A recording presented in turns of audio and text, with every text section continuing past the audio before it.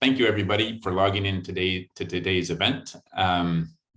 It is about how to build a PR business case and secure the investment. Today's webinar will be recorded. In fact, it is being recorded, and it will be shared with all registrants as well. Unlike our colleagues in marketing, those of us in PR and communications may not be familiar with writing a business case. From defining the challenges to evaluating the possible solutions, and finally proposing and justifying the budget your team needs and deserves, this process can seem intimidating. In this webinar, we'll discuss best practices for building a business case to secure essential resources for PR and communications. And thank you for taking your time to listen in. After the webinar, we will share with you a guide and a template for building a strong PR business case. All right, we'll get started now, and I'd like to start by introducing my guest. Please welcome Lou Hoffman, President and CEO of the Hoffman Agency, the leading independent communications agency with offices all over the world. I think he's in Los Angeles today. Together with his wife, Heather, Lou launched the agency in 1987 after several years in journalism and public relations. Having started in the tech sector, the agency's work today cuts across a range of industries supporting consumer and B2B clients with a mix of PR, digital, and content marketing, as well as thought leadership services. Lou also writes on varied topics under the communications umbrella at www.ishmaelcorner.com, which is a reference to the opening line in Moby Dick, where Ishmael is the narrator for the book. Lou enjoys counseling clients on a variety of disciplines, from global branding to the art of storytelling, as well as being an advocate for the PR profession and a speaker and an author. I'm Dan Beltramo, CEO of Onclusive. For those of you who don't know Onclusive too well, we empower communications teams with a unified media relations, monitoring, and PR analytics software and services platform. Welcome, Lou, and thanks for joining us. Thank you. All right, I'll jump into the meat of the content here. Today, we'll walk through building a compelling business case for PR, starting with a definition of what a business case is and why it can be a game changer for communications. We'll share tips for speaking the language of the C-suite when describing the challenges you're facing and asking for investment, and hear from our expert panelists about the best practices for writing an effective business case. We'll also explain how data and technology can help PR pros make their business case stronger and more compelling, empowering them to showcase the ROI of communications and secure buy-in. Hey, Dan, if I can just jump in with a quick comment too. I think today's session is particularly timely because of the pandemic across our client base and what we've seen in the industry. I think PR has never been in a better position in terms of perception from senior management. I think the pandemic has, to a large degree, put the spotlight on PR, and we've seen time and time again, it has come through, giving senior management a greater appreciation for the function. So I think this idea of making a business case to management, the time has never been better than it is today. I agree with you. We're seeing that with many of our clients, and might as well seize the moment, as they say. Yeah. Just to kind of kick things off for those of you who are maybe less familiar with writing business cases, a business case is a document that outlines the value or benefits your company will gain if you pursue a significant business investment or initiative. This initiative can be anything from a product launch to a branding campaign to an investment with a new agency, or even purchasing a PR measurement technology partner or service. Think of your business case as a sales pitch for PR with robust data and justification. It's something that all of your other colleagues are doing in the other functions. The purpose of developing a business case for PR is to inform your executive team about what will happen if they make the investment that you're proposing. In order to do that, you must clearly explain the expected benefits, costs, and risks. You need to have a balanced perspective in what you're presenting. And given how much research and data go into developing a business case, it's not surprising that they are one of the most powerful decision-making tools available to the C-suite.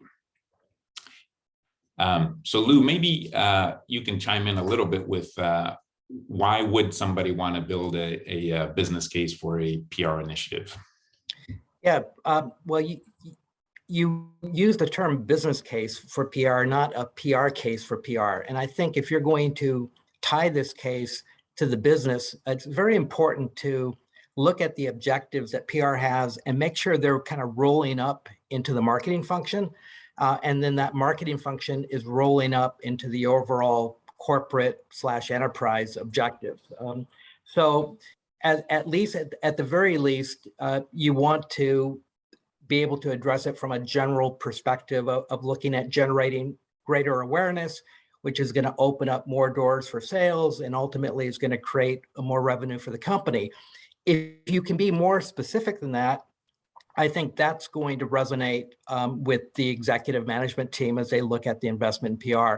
And something more specific, for example, could be that PR is looking to focus on the auto sector. And the idea of generating greater awareness in the auto sector rolls into sales and being able to provide air cover for the sales team. And then at the company level, it could be that the auto sector is viewed as an important long-term opportunity and the company wants to start attacking it more aggressively. So that's just one example of being more specific with those objectives that are ultimately rolling up into the corporate level. I think that's a good example, and I like your commentary. We're not building a PR case for PR. We're building a business case, and I think it's important because naturally, those of us in the PR business, we're good at advocating and telling stories, but there's something a little bit different than storytelling that goes into a business case. It's a little bit more structured, a little bit more robust, a little bit more data, and it speaks the language of the executive suite, which is who we're addressing here. So we'll continue on the next slide. In a nutshell, a business case is required when current challenges cannot be solved with existing resources, and you need to justify an additional investment to develop and execute a solution. When it comes to PR and communications, building stakeholder trust and brand reputation is more important than ever, as Lou said, and it might require substantial budget and resources. However, oftentimes executives are not privy to your communication strategy and don't necessarily tie it to the value it creates for the company. They often rely on their team's expertise to better understand their industry needs, audiences, and challenges, and what's required to overcome those in order to grow and strengthen their brands. A business case can help you demonstrate both the business need and impact PR can have on your organization. Another argument for developing a business case is that it results in better informed strategies, which in turn help the executive team to make more confident decisions and increase the likelihood that your initiative will be well supported and successful. Speaking from experience, I make many investment decisions on a regular basis, and a data-driven business case certainly accelerates the decision-making process. And in my experience, it results in the desired outcomes more often than not. Lou, I'd love to hear your experience on this with 30 years as a communications agency owner. I'm sure you've seen more than your share of business cases done well and maybe not so well. Sure. In preparation for today, you asked me to put some thought into best practices. And one thing that really comes to mind when I look across the various clients we've had through the years and those that have been successful making a business case and those haven't, one common theme that I see surface again and again is that the PR team, the PR function doesn't just focus within PR and within marketing. They look to talk to stakeholders across all the different business functions to understand how they're doing, to understand their pain points, and that in turn allows them to go away and back to building a business case. The business cuts across manufacturing, it cuts across operations, finance, HR, sales, the list goes on. So I know it's a bit of an upfront investment to talk to the different stakeholders in these groups, but in doing so, you start to get a real feel for the overall business operation, and that in turn allows you to step back and then build out your business case for communications in support of what you've heard across all those different functions. Yeah, I agree with that, Lou. I think some of those functions that really tend to hold sway with the executive team, I find very repeatedly sales. If sales wants it and sales believes that the PR is going to drive sales, they can be an excellent amplifier for you. And I think you and I were talking about how HR can also be part of that amplification to the executive suite in terms of driving broader support for spending on PR. So I think sales, HR, and marketing can also be a big and important advocate there. And oftentimes, if you can get other people telling your story, I find it goes over, a little bit better. It comes across as less self-driven and more broadly supported by the company. Hey, Dan, if it's okay, I just want to go back to sales for a minute, because it could be that there are people in the audience and they're thinking to themselves, how can sales relate to PR and what I do? But actually, when you sit down with the sales function, and by the way, I would argue not just sitting down with the VP of sales, but also the actual salespeople on the front lines. If you take the time to do that, you learn their pain points, you can then start to build a case to address those pain points. So for example, it could be that sales is telling you they've got a pesky competitor and they're often winning because the marketplace perceives them as being more innovative. Well, then from a PR standpoint, that allows you to step back and start to build out a campaign spoke that addresses that specific pain point of perception of innovation. So that's just one quick example of how these two can correlate. Yep, perfect. And you have a built-in advocate once you do that. So I think it's a great point. All right, we'll move on to the next slide here. It's always so interesting and informative to hear from our audience. So we will now share a poll on the screen. I think it'll come up here momentarily.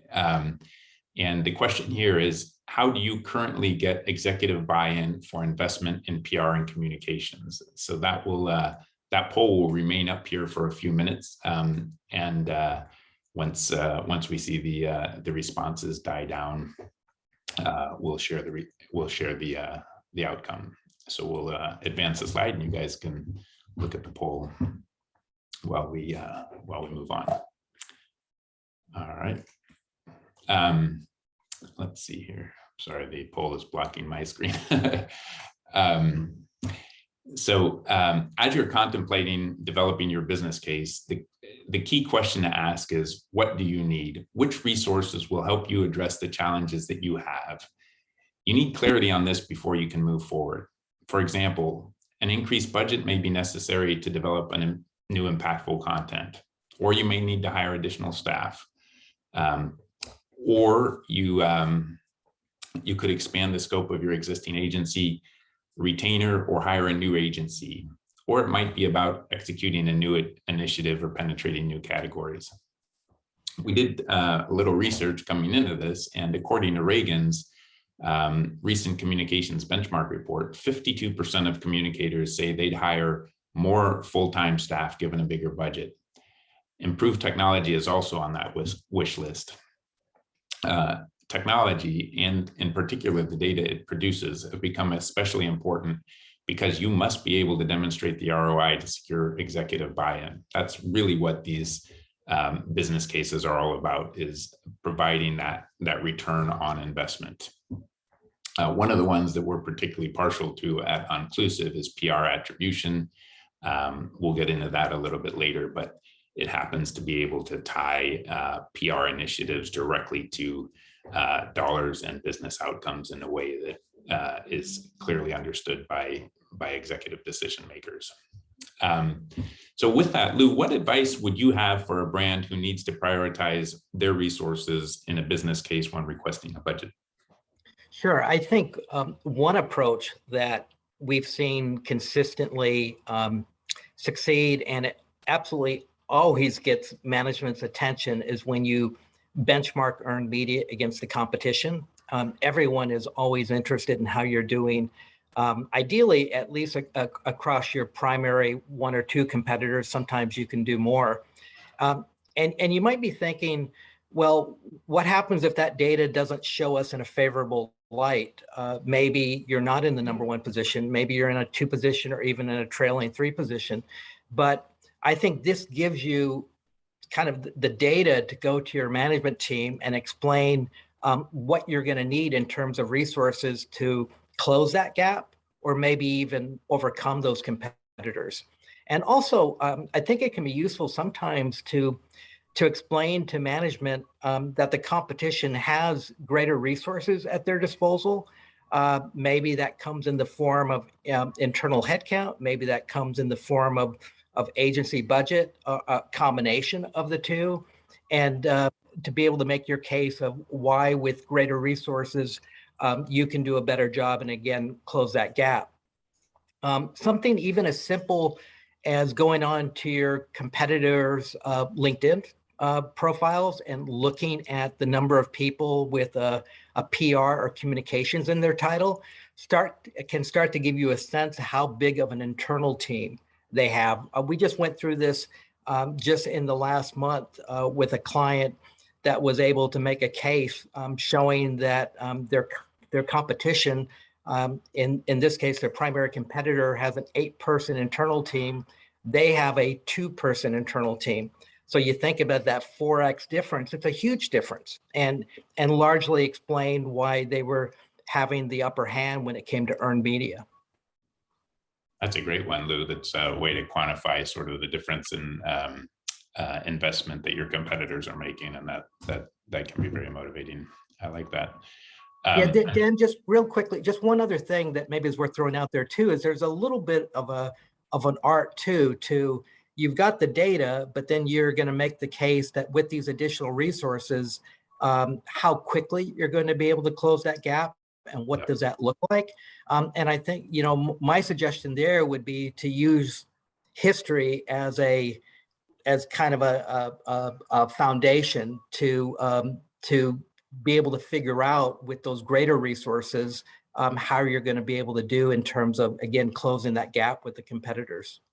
Yeah, I think also in the land of PR, it's important not to overpromise in that regard, because there is definitely a ramp up time to building a sustained PR strategy that pays off. So I think not trying to oversell immediate results is important. I'm going to just take a second here. Elizabeth happened to send in a note. She's one of our audience members, and she was commenting on the business cases. She said it can also be persuasive to show how their peers are using PR and communications, meaning the executive suite's peers. So sometimes you'll see that particular people on an executive team do use PR and comms more effectively than others, and I think raising awareness is important there. And then she said occasionally showing what can go wrong without a strong communications plan can be effective too. So that's the flip side of the business case. That's the insurance policy, and that's also very, very persuasive. So Elizabeth, thanks for submitting that as well. All right. So business cases are designed to answer 4 essential questions. Why are we doing this? What are the benefits? How will we do it? And who and what will we need to do it? The why is the most important question of all. It should be answered throughout the business case. However, this is not just about the purpose of the initiative and the investment. The why must demonstrate how your proposal aligns with your company's current business objectives and priorities.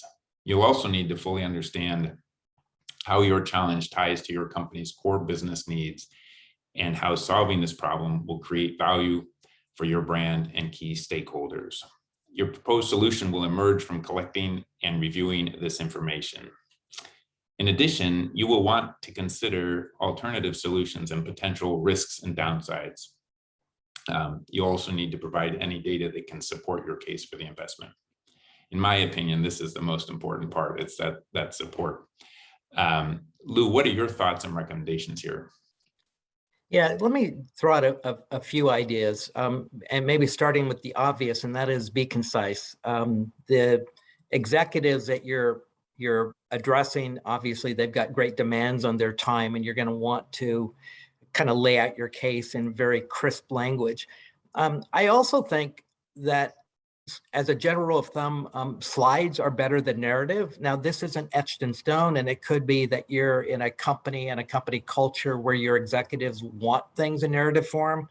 If that's the case, sure, put it in narrative. But I think slides typically can be consumed at a little bit better pace and are easier for executives to review. I also think if you can get a in-person audience, or a Zoom audience in this case, to be able to present your thinking to the executive team, that's very powerful, because if you believe in what you're presenting, yes, it's data-driven, but they're all human beings. And if your executive team can sense the strength of conviction that you have, that's going to come across. We talked about making a business case for PR, not a PR case. And Dan and I both brought up the importance of talking across all the different functions. And I think you want to tease that out with both data, but also those anecdotes that send a message to your executive team that you've done your homework. We already spent a couple minutes talking about the sales function, but I do want to talk about HR for a minute too, because I think that's a really valuable function for PR as you're making a case to kind of link to, because every company is having a challenge when it comes to recruitment of talent. And if PR can play a role in that, that's very valuable. And again, you might be thinking, well, how can PR correlate to HR? I'll just give you one quick example that PR is able to secure the kind of flagship earned media coverage, and those pieces then go into the workflow for HR as they're taking job candidates through the recruitment process, that it's part of the package of selling those candidates. That's just one quick example of how PR can be a valuable asset for HR. I agree. That's a good point. And we are in a massive battle for talent these days. Thanks, Lou. All right. So do we have the results from the poll? All right. Let me pull them from one screen to another so I can actually read them. Looks like the top result here is by presenting as a business case for PR specific campaigns. So it sounds like a lot of the way that people are looking for buy-in is in a campaign focused manner. Second, and followed by as part of a company-wide formal annual planning process. Lou, do you have any thoughts as you look at the responses here? Yeah, I don't have anything to add here, Dan. Thank you. Yeah, yeah, there is still 12. We're not currently seeking executive buy-in for PR resources, which I guess, got to pick the right time and the right place, but hopefully we'll give you some confidence to go do that. One of the things that just occurred to me as I was looking at this was to follow on your comments, Lou, about presenting the business case in person if you can. People are investing in a business case, and they're investing in and you'll give them confidence by having the right business case, but they are investing in people too. And when they see that conviction that you talked about, that also matters. And also when they see that you've gone through the effort to create a smart and justified and rational case for yourself. I know I, as an executive, like to reward the people who do that. So I think there is advantage in going through the process and on the personal side as well. So, all right. let's see, next slide. I'm advancing my slides over here as quickly as I can. So we'll just walk through some of the 3 steps here in producing a compelling business case. First, preparation is key. You need to outline your business case. You need to do your research to prove the challenge. And then you need to find the data to support it. Business cases are really about how you apply that supporting data to your desired outcome.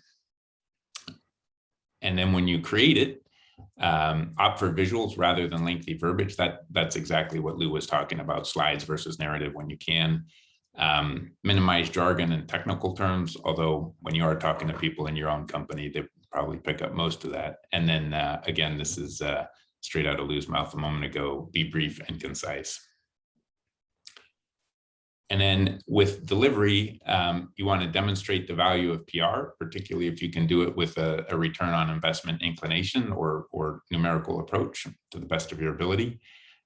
You want to approach this with confidence, and you want to describe your vision for the future. There is the storytelling part. What is the world like without this investment? Dark and gloomy. With this investment, there's this bright sunshine that comes, and these particular outcomes. And those are sort of the mechanical steps. And you'll see all of this sort of laid out in a much more prescriptive and structured way in the document we'll be sending to you after this webinar.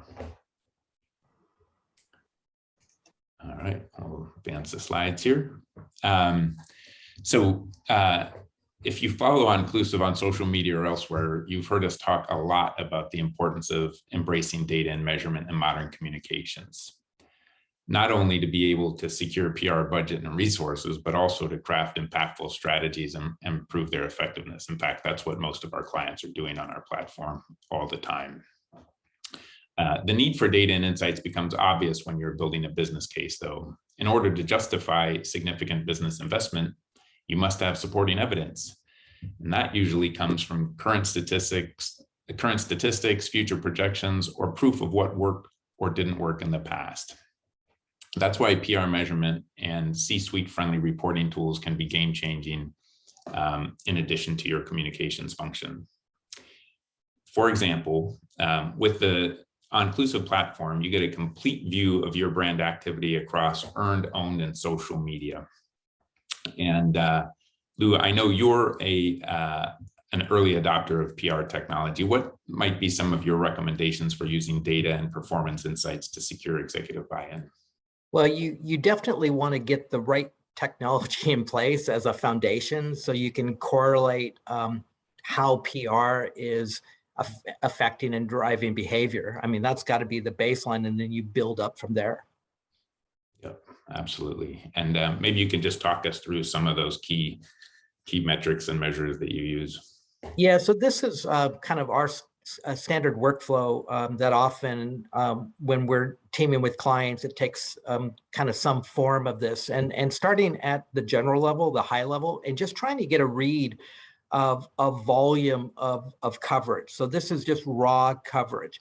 And I think what's worth noting here, and something I mentioned earlier, is the value of being able to benchmark against, ideally at least your top 2 competitors, because that's what gets management's attention. That's what they're paying attention to. So I think this is a really good starting point from a quantitative standpoint. Then if we go and we look at more of a qualitative cut, so we're drilling down one layer, taking that raw coverage and looking at the relevance of that coverage to the company, and then also looking at sentiment, because it could be that one of your competitors has a lot more volume of coverage, but maybe that volume of coverage came from some type of snafu, something that went wrong, kind of a mini or maybe not a mini crisis that formed a lot of that coverage. So that's a way to start to discern, whether it's positive coverage that's delivering value to the company or not. I do want to take a minute too to talk about sentiment, because I know there's a lot of products out there that kind of don't deliver on the promise. And what I think is worth pointing out in terms of Onclusive is back in 2019, the company went ahead and instead of depending on a third-party tool, used its engineering team to create its own sentiment engine. And so if we fast forward to today, what we find is that sentiment engine is, somewhere in the neighborhood of 85% accurate, which is pretty high. And coming from the standpoint, a lot of times as our clients ask us to deal with sentiment, and sometimes they'll ask us to do it manually. I mean, it is really time consuming, especially if you're a pretty visible company and you're generating hundreds of articles. Those are hundreds of articles that you've got to go through and then attach a sentiment score to. And it's not going to be nearly as accurate. And obviously, it's going to take a lot more time than having the technology in place to do it. Thanks. We're very proud of that sentiment engine. Yeah. So thank you for that, Lou. Yeah, and then the third piece I wanted to touch on is social media amplification. Whether you're doing this consciously or whether it happens organically, it doesn't matter. If you're able to drive valuable earned media coverage, you want to be able to get full credit for it. And let's face it, in today's environment, social media platforms like Twitter and Facebook, they do, whether we like it or not, they do have a big say on the ultimate reach of that earned media coverage. So to me, it's just very logical to be able to track this as a kind of a standard metric to see how far your earned media coverage is going thanks to social channels. We also see some of our clients using that social amplification to figure out, hey, this topic area seems to be going viral or easier to get more coverage, and they'll use it to then produce more coverage in that area. So that's a good one. The last area I wanted to touch on from a technology standpoint is power of voice. And before jumping into power of voice, I want to back up and talk about an acronym that all of us are familiar with, and that is share of voice. I feel like the PR industry in general has been dependent on share of voice for a long time. And often it doesn't hold together. And when I say share of voice doesn't hold together, what I mean is that in building share of voice, often a mention in a third tier trade publication carries the same value as a full-blown feature story in a business publication. And so to me, this power of voice is an answer to that. And what power of voice does is it takes qualitative KPIs, and you can see here everything from the publication reputation, we're looking at relevance, we're looking at tone and sentiment, and also building in the social media amplification. And all that gets rolled up into a power of voice. So what you have with this technique is something that does hold together and really does give you a kind of an accurate view of what you're doing vis-a-vis the competition, which, like I said earlier, it's been my experience that the kind of the standard formulas for share of voice do not deliver on. I think that's right, Lou. And one of the tricks is to adjust that coverage in a very formulaic and accurate and repetitive way. It's challenging to do it with people where different people reading different articles might have different views, and it is nice when you can do it with a machine in a consistent manner. So I agree. One of the things that you pointed out a couple of times here, and both power of voice and share of voice are predicated on it, is certain metrics that you're going to use or people are going to use in their business cases are absolute metrics. It's like, hey, we got this many articles, or this amount of sales if you're using PR attribution. And then there are the relative metrics. How do we perform compared to our competition or the other folks? And I think a blend of those are helpful, because you take absolute measures to the bank, but relative measures can be very motivating to people when they see somebody exceeding their performance or the competitor doing something that they're not. So I always think in terms of those two types of metrics, both absolute and relative. There's one more metric that we always like to talk about, which is what really Onclusive's made its name for, is PR attribution. And this connects individual PR articles to reader behaviors like website traffic or specific website actions or conversions. This allows you to kind of create bottom line business outcome measurement for your case or your business case. And if you can prove that your communication investment generates positive ROI, any CFO, CEO, or whatever is going to put money behind it. And this is the trick to why marketing tends to have these budgets that seem to keep increasing, is because they're doing marketing attribution. They're saying, when I do these ads, these kind of sales follow, or these sorts of behaviors, whether it's downloads or anything else, happen. And they link those two things, and they say, when we spend more, we get more outcome. And that's when you can do it, it is the holy grail of proof points, is spend X amount of resources, get X amount of outcome in a very specific manner. So that's one of the ones that our clients really put a lot of stock in when they can implement it correctly. All right. I think that takes us to Q&A.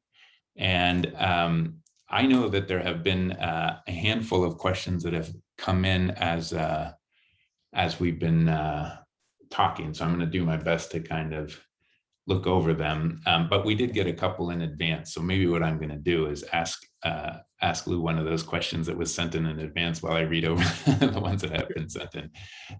So Lou, well, let's see. Let's see. What would be your best argument for companies to allocate more budget to PR? Do you have a kind of a go-to argument there?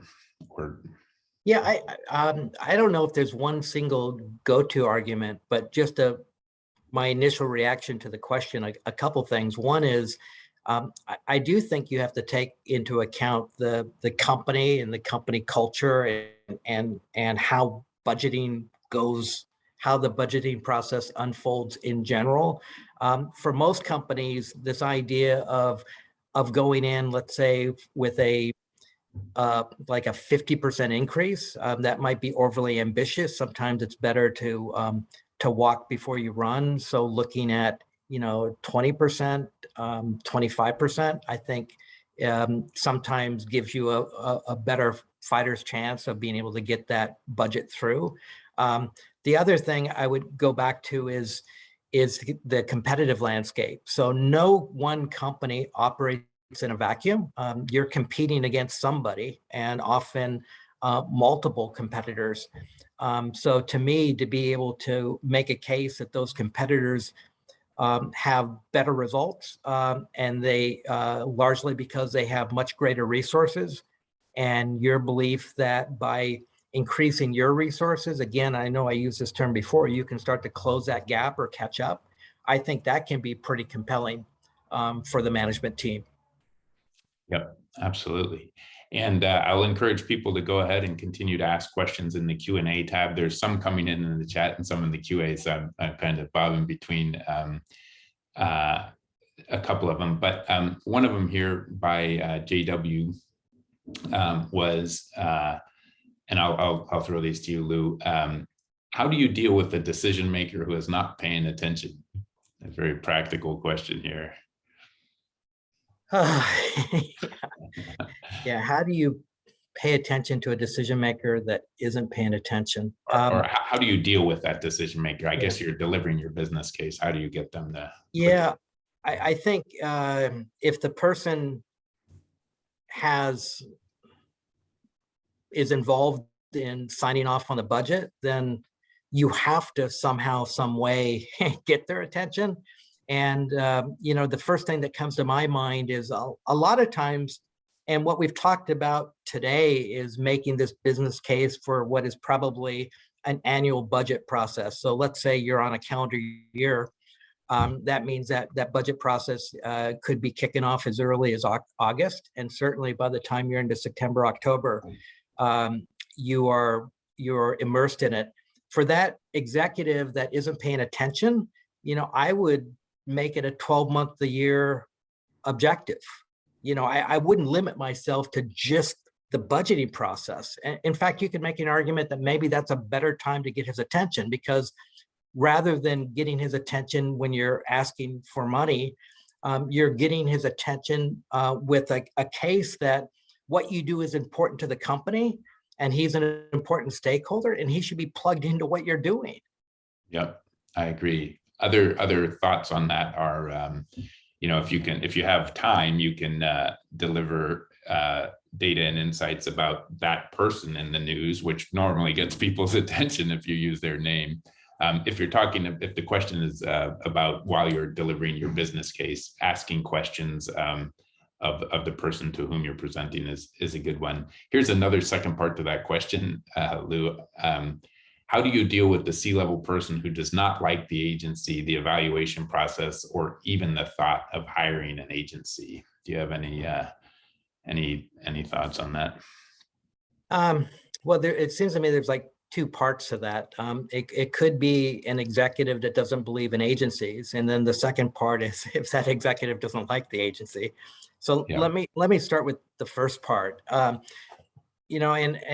maybe this might sound surprising coming from someone who is on the consultancy side, but I think there's no single way to resource the PR function. We've seen very successful companies that are 100% in-house. They don't have agency support. And we've seen successful situations where there's virtually nothing in-house and it's all agency. And then we've seen the hybrid of something in between. So there's no one way to go about it. I think that in addressing that executive, it's not about whether you have an agency or not. It's about having the right resources to do the job that's in front of you. And so if you don't have an agency, or he doesn't believe in agencies, that's fine. But then just make damn sure you staff up with the internal resources that you need to be able to do the job. And oh, by the way, you better take into account that those internal resources are going to get pulled into meeting hell. It's just the nature of the beast when you're inside. And so you need to account for that. The second part of the question, what happens if they don't like your agency?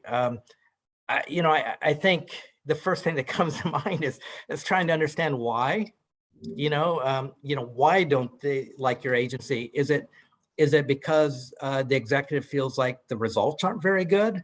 And this kind of brings us back to making a case for PR and letting the data tell the story, because a lot of times I think executives don't know what the agency is doing. And I think if there's a way of aggregating results and showing the data, that can be helpful in being able to win him or her over. But I think at the core, you want to understand why he or she doesn't. I think those are good responses, Lou. And I think also just, going back to the data, here's what happens when we do this, here's what happens when we don't do this, and trying to depersonalize it is often a good path. Vincent asked a question. Yep. I just want to say one more thing on that, because I think the most successful company agency relationships are one where they don't try to separate out results, like the agency did this, the internal team did this. Instead, it's one extended team, it's one virtual team driving the PR results. And I think when it can be presented that way to the executive team, my experience has been that tends to resonate and also put PR's best foot forward. Yeah, I would agree with that. That's, I think, just really good practice of, we're all in it together. Otherwise, you're throwing one party is throwing the other one under the bus, and it can get ugly. Vincent asked a question on what would be the top 3 metrics that speak the most to convince C-suite of a good PR business case? And I'll start, if you can do it, dollars. Dollars speaks the best, and that's where PR attribution comes in. If you can show that, hey, this coverage is driving, these kind of sales or these kind of activities that are estimated to lead to certain dollars, that's the best case. Now in PR, that's notoriously challenging. It can be done, and we do it for many, many clients, but backing up, I tend to like the power of voice structure that Lou talked about, because it's a universal way to look at the effectiveness of your PR and communications. It applies not only to your company, but it takes into consideration what your competitors are doing, and it's both quantitative, but it's adjusted in a systematic way for the qualitative differences in outcomes. So those are the two that I think are the best ones to focus your executives on. But I'll throw it back to you, Lou, if there's other ones that you like to top metrics that are most convincing to the C-suite. Yeah, I mean we've talked about competitive benchmarking, so that's definitely one. And I would come back to something that we both touched on earlier in the webinar, and that is the more specific you can be, I think the better the connection to that ask for budget. So that gets into talking to different functions across the company, and almost like a McKinsey consultant, to kind of understand where the pain points are, and then being able to work backwards from that pain point of coming up with what PR can do to address it, and then what resources are going to be needed to fuel that effort, which gets into the dollar ask. Yep. And something you said in there, I don't know why it jumped in my mind, but I think it's okay to say what didn't work. When you go into an executive suite and you have a business case and you say, maybe you're looking at the past and you want to paint a new picture of the future. It's okay to say things didn't work out as well as we wanted in the past. And I think it also brings credibility to you as the presenter when you acknowledge the failures and you show how you're going to fix them. I think there is a tendency in the PR profession to automatically want to paint everything in the most positive light. I mean, largely that's what we get paid for to do is this function. But when you're building a business case and you're dealing with your executives, I find that one of the best ways to build trust is to acknowledge where things might have not worked out the way that people would have liked it to have worked out. Let's see, here's a couple of questions that have come in. How do you answer the budget question where the budget is maximized without hitting the point of diminishing returns? That's a good question from Chris. So, Lou, Chris is sort of articulating that, everybody wants to invest on the point where they're getting the maximum amount of return, bang for the buck. How do you know when you're right at that point? Yeah, I think one approach into understanding the point of diminishing return is to look at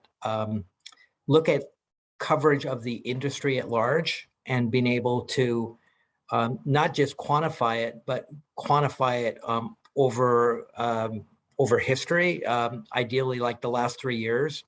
And so that gives you a sense of, at least it gives you a sense of how much media are paying attention to your space without having to make the heavy lift of educating them and then selling them on spending time on it. So just one quick example, because we happen to have a few clients that are in the semiconductor sector, and 5 years ago, the point of diminishing return was relatively low.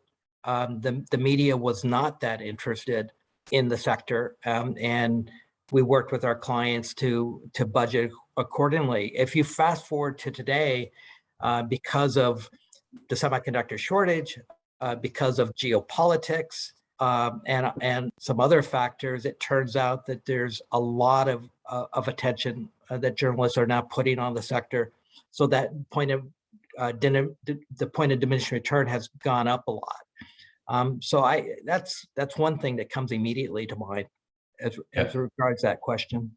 Yeah, it's a good and timely example. I hadn't thought about that, but it's also a little bit of a case for where agencies can come in, where you need to ramp up capacity to a change in environmental circumstances, more quickly than you might be able to with your own team. I think we have time for one or two more questions here. I see. So if you have them, please send them in. One of the other ones that I thought was a good one I'll pose to you, Lou, was what are some of the tough questions executives might ask or objections they might have when you're presenting your business case? What should I be prepared for? Well, it goes back to something you said earlier, Dan, that you want to be smart about not over promising. And I think sometimes executives will push you for certain results, and they'll want guarantees. And so there's a bit of education that needs to take place and helping them understand there are no guarantees. And this is what the data says. This is what my experience says. And if we're able to get access to X resources, this is what we believe the outcome should be. And I think to have a range in outcome is very reasonable to diffuse it. So it could be, low end, it could be high end, and then, the highest probability that is that you're going to end up somewhere in the middle. The other thing that I think that we see with executives and hard questions is inevitably there always seems to be someone in the room that wants to tear apart the data, and you can kind of end up having the wrong debate. You don't want to chew up, if you've got a 30-minute meeting and all of a sudden you chew up 15 minutes defending the data, that's not a good use of time, and that's not going to get you where you want to go.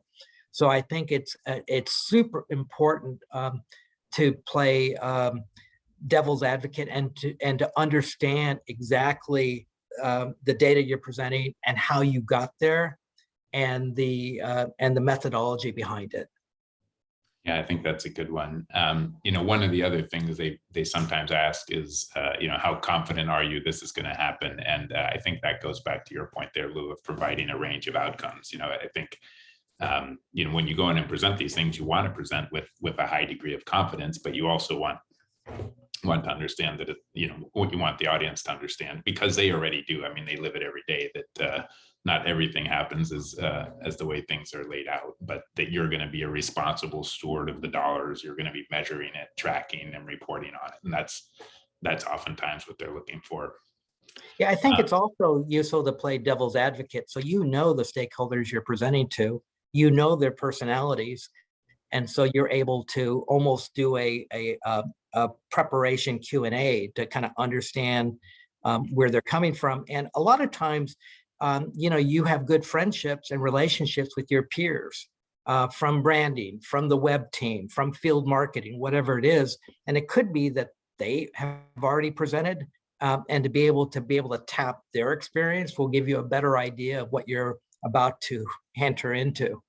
Yeah, if it's the first time you're doing it, you don't have the relationship with the executive. I think that's right. If you can find somebody to present to who has that experience with the exec, is a good one. With that, I think we'll move on to closing thoughts. And Lou, I'll turn it to you to start with any thoughts you might have, and also I want to thank you for sharing your wisdom throughout this webinar. Yeah, my pleasure. It was fun. One thing that did just kind of pop into my mind is a lot of times what we see with our clients when it comes to the budgeting process is a lot of times they don't even have a say. What happens is either marketing or finance sends the number to them and says, here's what you have to work with, go to it. And it's not a very strategic way of approaching it. And I understand that sometimes these things do get etched in stone to some degree, and it's not easy to change right away. So I'm not suggesting, here we are almost November, and it could be, if you're in calendar year budgeting, that has already happened. And the idea of changing that probably isn't possible. But I would suggest and ask everyone to think of playing the long game and understand that, okay, so you don't have a chance this year to turn things around, but at least start to set the stage for next year, being able to do budgeting the proper way, a more strategic way. And by that, I mean, again, coming back to, look at what you want to accomplish, look at your objectives, let the data tell that story of what you're hoping to achieve, and then put together the budget, the money that it's going to take to drive those results. And that's a much more strategic way of going about it. And again, you might not be able to get that place in 2021, but you keep chipping away at it. Now you're in a better position as you look out to 2022 and beyond. I think that's a good point, Lou. These business cases, we're talking about them a little bit as a monolithic activity. And to some extent they are. You're going to build that business case, you're going to go in and you're going to present it. But it is also a sequential activity over time. And, doing quarterly business reviews with the senior executives or sending them reports on business outcomes that you're generating over time, you're sort of softening up the ground for when you come back in next time. And it isn't a one-shot deal. And we wouldn't want people to feel like if they did the work and they made the presentation, that was the end of it. That's probably just the beginning of it. And I think, when I think about this, what you're really trying to do is with these business cases is in many companies, PR and communications is viewed as a cost center. It's like, here's a certain amount of money I spend and it's a cost and so forth. And what you're really trying to do with these business cases and all of the other reporting you're going to do over the year is shift the mindset within the company to think of PR and communications as a business driver, something that's really changing the nature of outcomes, as opposed to, X dollars that I need to park here just to kind of check the box. You want to get into that proactive, changing the world, changing the business, changing the landscape psyche for the executives. And with that, again, Lou, I wanted to thank you one more time. It's always fun to chat from you, and I always feel like I learned something. So thank you for that. And then for everybody else, you can request a demo of Onclusive's media relations monitoring and PR platform if you'd like. Onclusive.com, request demo. You'll find it all over the website. And thank you very much. We'll conclude with 1 minute to go. All right. Bye-bye. See you, Lou. Bye.